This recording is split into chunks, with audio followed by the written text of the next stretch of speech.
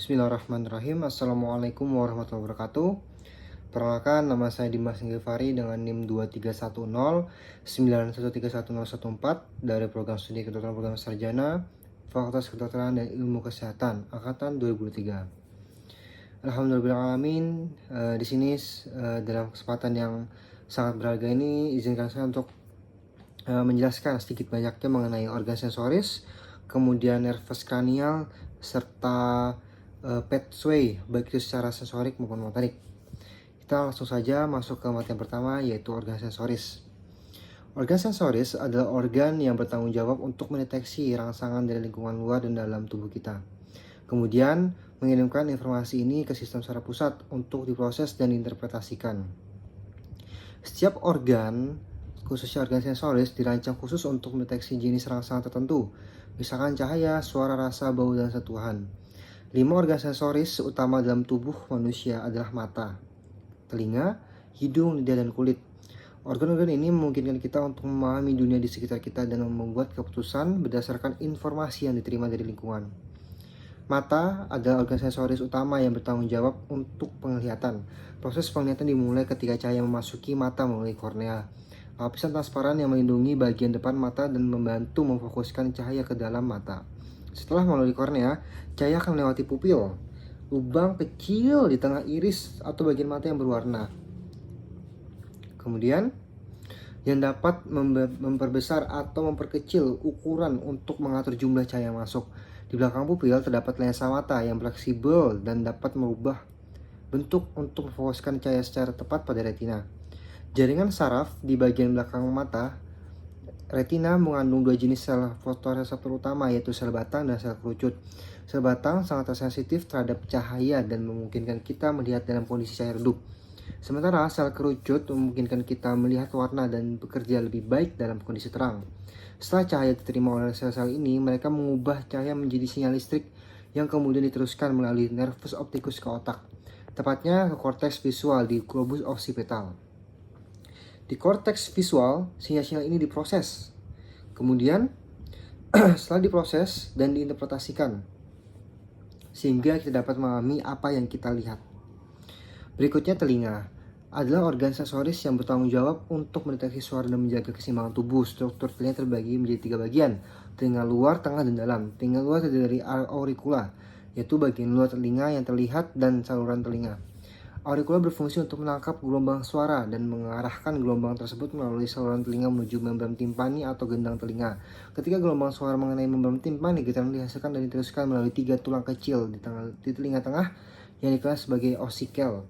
Ossicle terdiri dari tiga tulang, yaitu malleus, incus, dan stapes.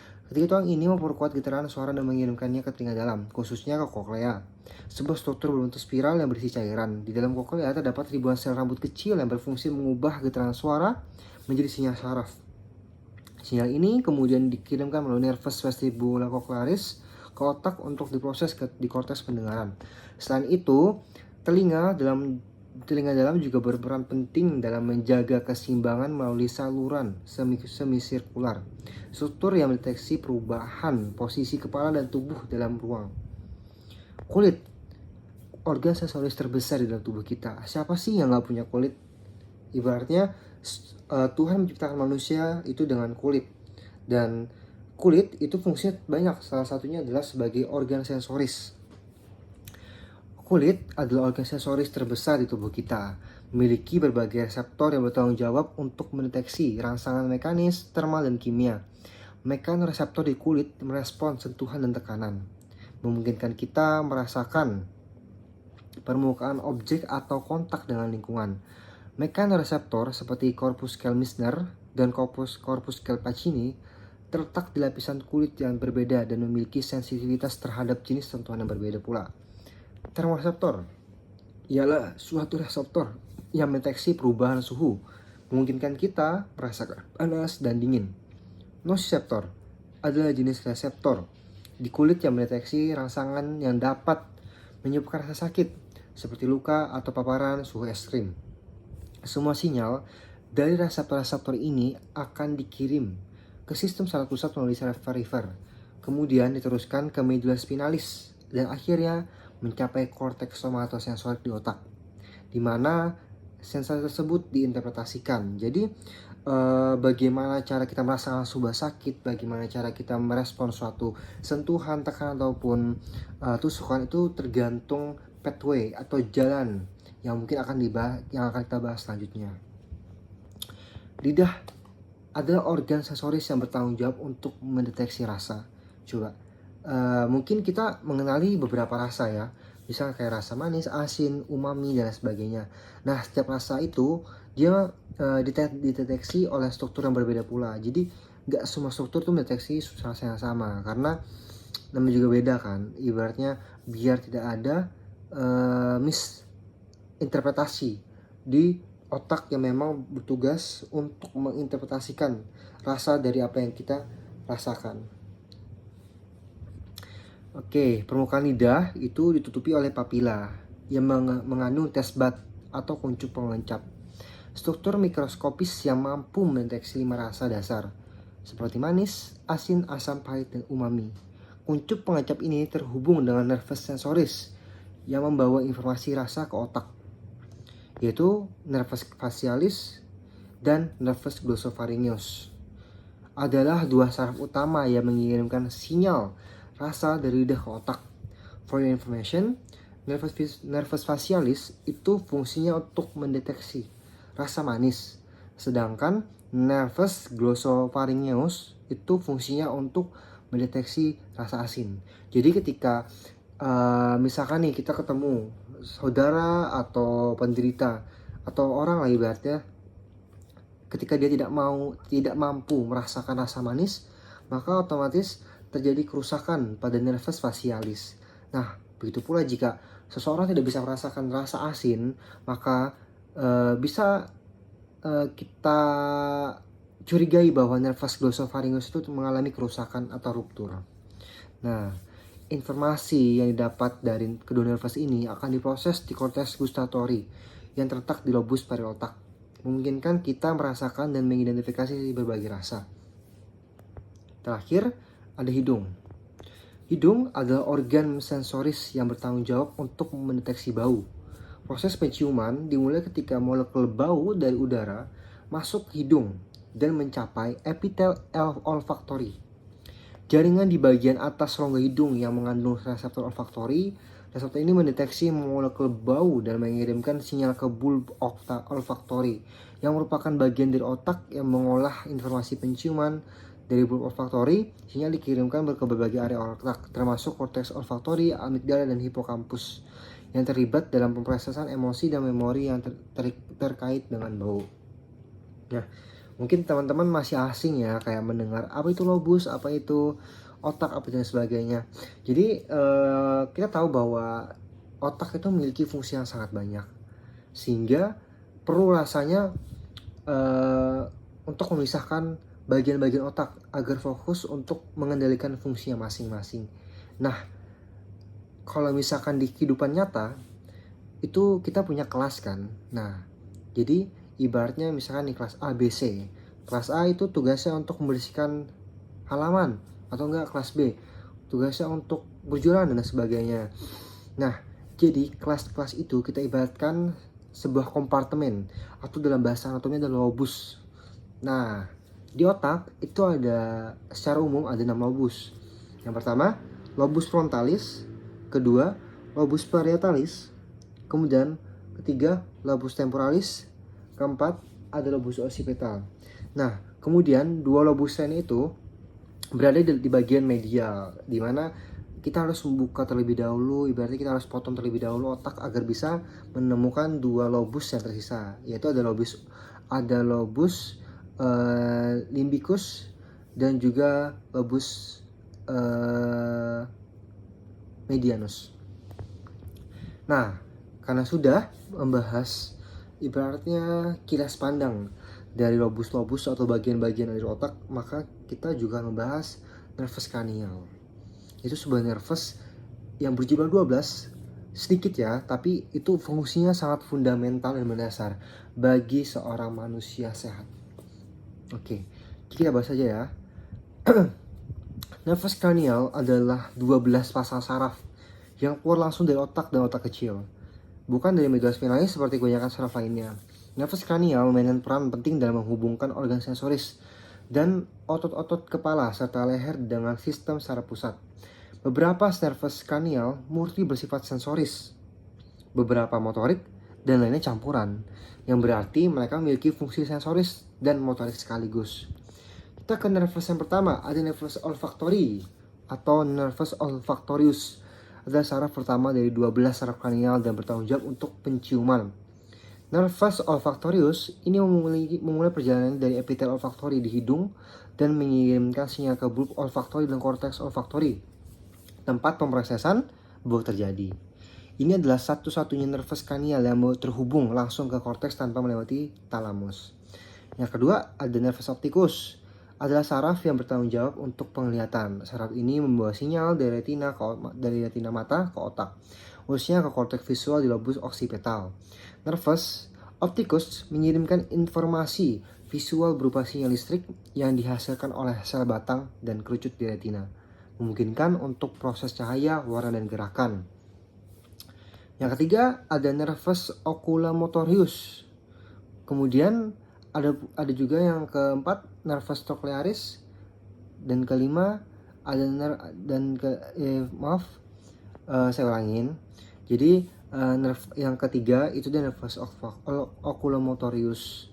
Nah, nervus oculomotorius itu mengontrol sebagian besar otot yang menggerakkan bola mata, termasuk otot yang memungkinkan mata untuk fokus pada objek dekat melalui kontraksi pupil. Kemudian nervus yang keempat itu juga ada namanya nervus trochlearis. Nervus trochlearis itu fungsinya kurang lebih dengan nervus oculomotorius, yaitu untuk fungsi penggerakan mata lah. Yang kelima ada nervus trigeminal. Nervus trigeminal adalah nervus terbesar di antara nervus kranial dan memiliki fungsi sensorik dan motorik. Fungsi sensoriknya meliputi pengiriman sinyal dari wajah, mulut, dan mata ke otak. Ini termasuk sensasi sentuhan, nyeri, dan suhu. Nervus trigeminal juga memiliki fungsi motorik, terutama dalam mengendalikan otot-otot yang terlibat dalam mengunyah. Kemudian ada pula nervus facialis yang memiliki fungsi utama adalah sebagai komponen sensoris yang mengatur pengecapan pada 2/3 depan lidah, dan komponen motorik yang mungkin kita menganggapnya itu sebuah hal yang sederhana ya, namun pada dasarnya itu sesuatu yang fundamental dan harus kita pahami bersama bahwa setiap bagian tubuh itu diciptakan memiliki fungsi yang masing-masing. Nah, nervus facialis juga fungsi lainnya itu seperti mengatur kelenjar ludah dan air mata. Selanjutnya ada nervus vestibulocochlearis. Adalah saraf sensoris yang tersusun dari dua komponen utama, yaitu nervus vestibularis dan nervus cochlearis. Nervus vestibularis bertanggung jawab atas keseimbangan tubuh dan orientasi ruang, sementara nervus cochlearis mengirimkan informasi mengenai suara dari telinga ke otak. Informasi yang dikirim oleh nervus vestibularis membantu otak dalam menjaga keseimbangan, mengatur postur, dan mengkoordinasikan gerakan mata dengan posisi kepala. Jadi misalnya nih kepalanya toleh kanan, berarti mata juga oleh toleh kanan. Nah, jika misalkan nih anggap aja toleh kanan, tapi mata ke depan, nah itu berarti ada gangguan pada nervus vestibulocochlearis. Nah, kemudian nervus yang ke-9 ada nervus glossopharyngeus. Memiliki komponen utama yaitu sensoris dan motorik. Pada komponen sensoris, nervus ini bertanggung jawab atas sensasi pengecapan di sepertiga belakang lidah serta sensasi di faring, bagian tenggorokan. Pada fungsi motoriknya, nervus ini membantu dalam proses menelan dengan mengontrol beberapa otot di faring dan laring. Nervus glossopharyngeus juga memainkan peran penting dalam mengatur refleks muntah dan produksi air liur melalui rangsangan pada kelenjar parotis. Yang ke-10 ada nervus, tebak nervus apa? Mungkin nervus yang paling sering kita dengar ya, yaitu nervus vagus. Ada salah satu nervus cranial terpenting karena melayani berbagai fungsi vital, baik sensoris maupun motorik. Nervus ini tidak hanya mengontrol otot-otot di laring dan faring untuk menelan dan berbicara, tetapi juga berperan dalam fungsi visceral seperti detak jantung, pernapasan, dan pencernaan. Nervus vagus juga mengirimkan informasi sensoris dari organ-organ internal seperti jantung, paru-paru, dan saluran pencernaan ke otak. Fungsi ini membuatnya sangat penting dalam menjaga homeostasis tubuh. Homeostasis adalah keseimbangan cairan dalam tubuh. Dan apabila fungsi ini terganggu, otomatis tubuh kita juga akan mengalami beberapa penyakit yang tentu hal tersebut tidak kita harapkan kan. Tuh. Yang ke-9, yang ke-11, ada nervus accessorius. Adalah nervus motorik yang terutama mengandalkan otot-otot leher dan bahu, terutama otot sternocleidomastoideus. Jadi bagaimana cara kita mengecek otot sterno itu tinggal toleh kiri atau kanan bebas. Nah, apabila teman-teman melihat nih struktur yang seperti tegang seperti ini namanya otot musculus sternocleidomastoideus dan otot trapezius. Otot trapezius itu yang otot sini. Nih, mungkin ntar bisa teman-teman lihat sendiri ya di Google ataupun bisa ngecek tubuhnya masing-masing. Nah, otot-otot ini memungkinkan kita untuk memutar kepala dan mengangkat bahu. Meskipun secara teknis merupakan nervus cranial, nervus accessorius memiliki asal-usul yang berbeda karena sebagian dari sarafnya berasal dari semiluar spinalis, bukan otak. Nah, nervus yang terakhir, yang ke-12 ada nervus hypoglossus. Fungsinya itu mengontrol semua otot-otot intrinsik dan ekstrinsik lidah yang penting untuk berbicara, mengunyah, dan menelan. Nervus ini memainkan peran vital dalam koordinasi gerakan lidah untuk membantu kita berbicara dengan jelas dan memastikan makanan dipindahkan dengan baik dari dalam mulut selama proses mengunyah dan menelan. Sudah nih kita bahas 2 materi. Ada tadi tentang sistem saraf pusat, kemudian juga organ mata kan. Kita masuk ke materi yang ketiga, yaitu sistem saraf pusat. Nah, kita overview dulu nih teman-teman. Jadi tubuh manusia itu kan sangat kompleks dan butuh sebuah mekanisme untuk mengatur kompleksitas tersebut. Nah, oleh karena itu Tuhan Yang Maha Esa menciptakan sebuah sistem yang namanya saraf. Saraf itu sendiri terbagi menjadi 2, utamanya 2 ya, itu sistem saraf pusat dan juga sistem saraf tepi. Nah, sistem saraf pusat dan saraf tepi itu memiliki fungsi yang sangat berbeda. Namun, perbedaan fungsi tersebut bukan berarti meniadakan salah satu fungsi dari kedua sistem itu, ataupun saling bukan artian saling bersaing, bukan, tapi saling bantu-membantu, saling menolong. Jadi ada hubungannya kedua sistem ini. Bagaimana hubungannya kita bahas sekarang. Jadi sistem saraf pusat atau SSP adalah pusat pengendali utama tubuh manusia yang terdiri dari otak atau mesencephalon dan medula spinalis. SSP bertanggung jawab atas pengolahan informasi yang datang dari seluruh tubuh dan menentukan respon yang tepat terhadap rangsangan eksternal maupun internal.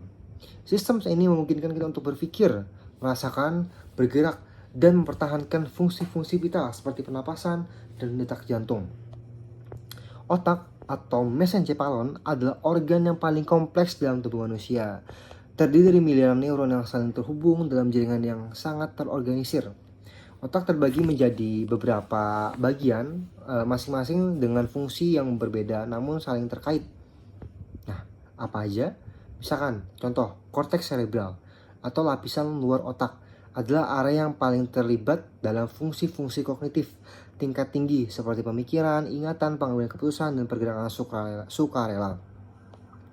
Korteks cerebral terbagi menjadi 4 lobus utama: lobus frontal, parietal, temporal, dan occipital, yang masing-masing memiliki fungsi khusus. Misalkan lobus frontal itu bertanggung jawab untuk kontrol motorik, pemecahan masalah, dan pengambilan keputusan. Lobus parietal memproses informasi sensoris seperti sentuhan, suhu, dan rasa sakit.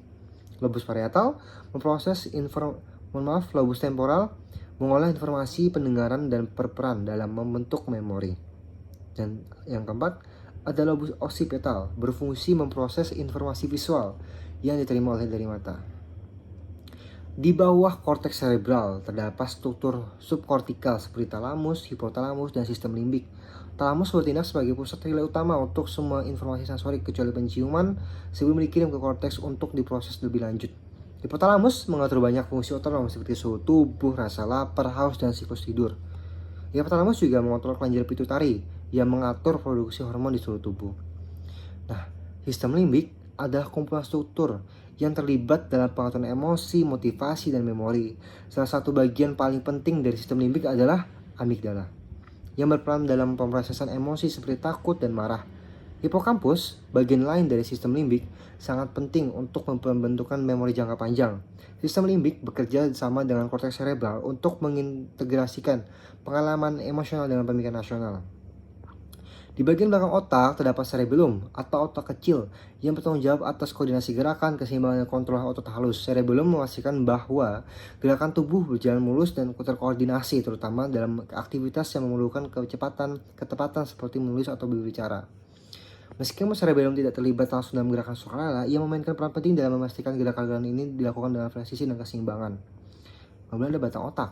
Batang otak yang terletak di bagian cerebellum dan di depan cerebellum mengontrol fungsi-fungsi vital seperti pernapasan, detak jantung, dan tekanan darah. Batang otak terdiri dari 3 bagian utama, yaitu midbrain, pons, dan medula oblongata. Kemudian ada medulla spinalis. Medulla spinalis yang merupakan bagian lain dari SSP atau sistem saraf pusat, membentang dari otak hingga ke tulang belakang bagian bawah.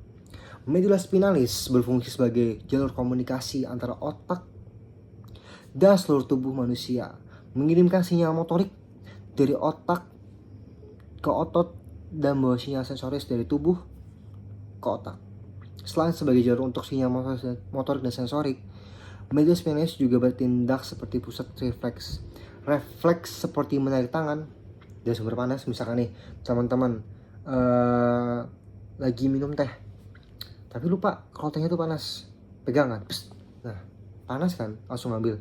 Itu merupakan salah satu fungsi dari medulla spinalis, yaitu pusat refleks. Nah, refleks seperti menarik tangan tadi tanpa harus melibatkan otak yang memungkinkan respon yang sangat cepat terhadap rangsangan yang berbahaya. Udah kan? Kita lanjut nih ke materi selanjutnya. Ada yang bisa tebak apa? Ya mungkin sempat saya singgung di awal ya, yaitu motorik dan sensorik pathway atau jalan dari sensor dan motorik. Jalur motorik dan sensorik adalah sistem yang menghubungkan otak dengan seluruh tubuh dan fungsinya untuk mengkoordinasikan gerakan serta menerima informasi dari lingkungan.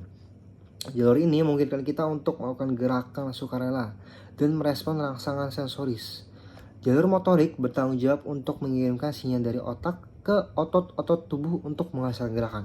Misalkan nih, saya ambil contoh dari otak, saya butuh kacamata. Otak memerintahkan saya untuk mengambil kacamata di depan saya. Set. Nah, itu merupakan salah satu jalur motorik. Ketika kita berpikir untuk mengambil suatu barang dan kita melakukannya, selamat, jalur motorik Anda dalam keadaan sehat. Kemudian lanjut, jalur motorik itu dibagi menjadi 2, yaitu jalur piramidal dan jalur ekstrapiramidal. Jalur piramidal yang melibatkan corticospinalis dan corticobulbaris mengontrol gerakan otot sukarela. Jalur corticospinalis membawa sinyal dari korteks motorik dari otak ke medulla spinalis, dan dari sana sinyal diteruskan ke otot-otot di seluruh tubuh untuk mengontrol gerakan seperti berjalan, menulis, dan berbicara. Jalur corticobulbaris di sisi lain mengontrol otot-otot di wajah, kepala, dan leher melalui nervus cranial. Nah, ada juga nih jalur ekstrapiramidal, tidak langsung melibatkan korteks motorik, tetapi lebih terlibat dalam pengaturan gerakan otomatis, postur tubuh, dan kontrol gerakan halus yang tidak disadari.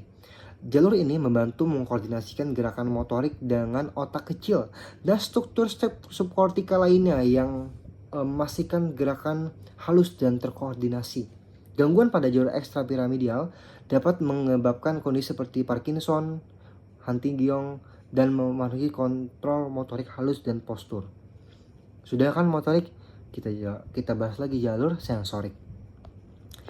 Jalur sensorik bertanggung jawab untuk mengirimkan informasi dari reseptor sensoris di tubuh ke otak untuk diinterpretasikan. Jalur sensorik utama melibatkan kolumna dorsalis dan spinothalamikus. Jalur kolumna dorsalis membawa informasi tentang sentuhan halus, getaran, dan propriosepsi atau kesadaran tentang posisi tubuh dari reseptor sensoris di kulit, otot, dan sendi ke otak. Jalur ini dimulai dari reseptor sensoris yang tersebar di seluruh tubuh.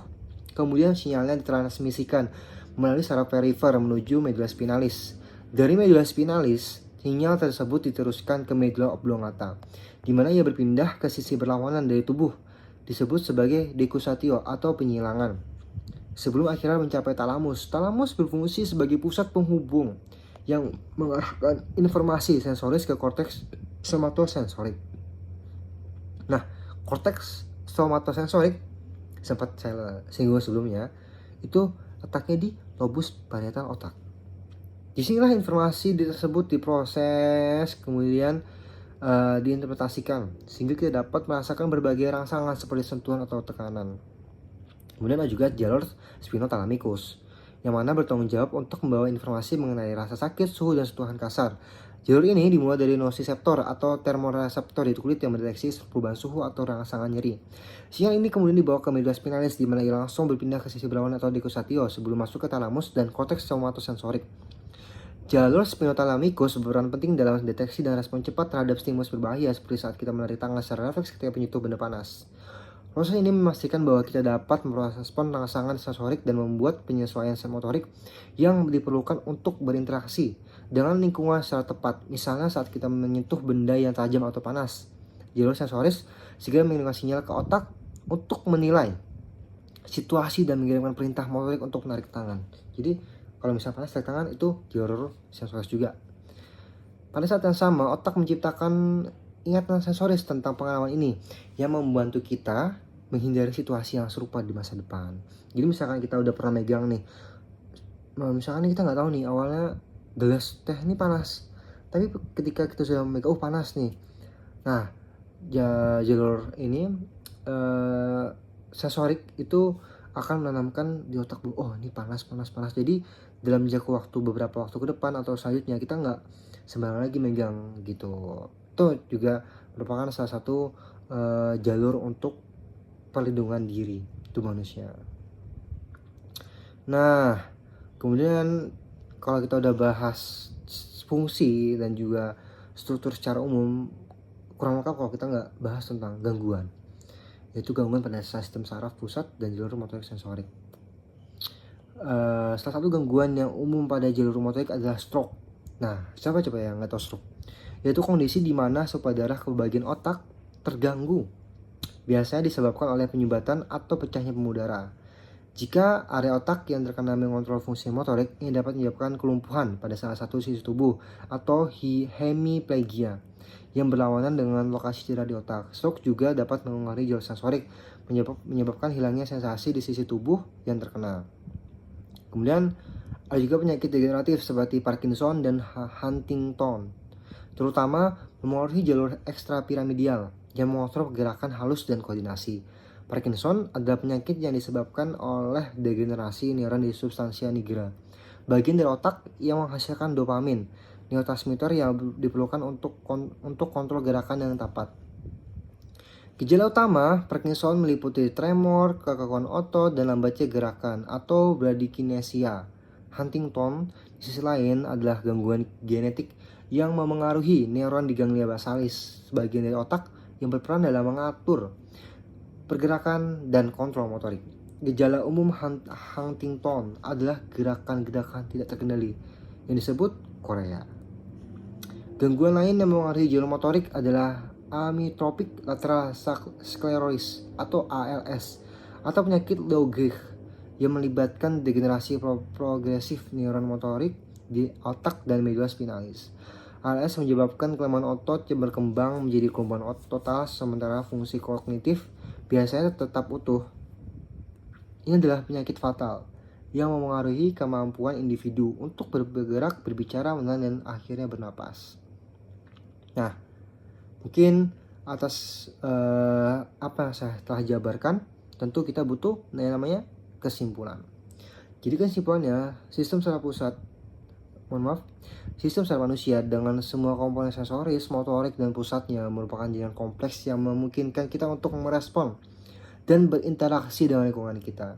Organ sensoris bertanggung jawab untuk mendeteksi rangsangan eksternal dan internal, sementara nervus kranial dan jalur-jalur motorik sensorik mengirimkan sinyal ke otak untuk diproses dan kemudian menghasilkan gerakan yang terkoordinasi dan respon yang sesuai. Sistem saraf pusat sebagai pengendali utama memproses informasi ini dan memungkinkan kita untuk melakukan aktivitas sehari-hari dengan presisi dan kesadaran. Nah, sudah. Oleh karena itu, kita sadari bahwa setiap tubuh manusia itu memiliki fungsi dan perannya masing-masing. Oleh karena itu, saya himbau, selagi masih muda, selagi memiliki umur yang saya rasa produktif, bisalah dijaga kesehatannya. Karena sebanyak apapun uang yang kita miliki, seberapa kaya pun kita, ketika waktunya sudah sakit, tidak ada bisa menyelamatkan kecuali diri kita sendiri. Oleh karena itu, investasi terbaik yang melebihi investasi uang adalah kesehatan. Berlanjut dari sana, saya harap audiens yang menonton video saya bisa mengambil baiknya terhadap materi yang saya sampaikan.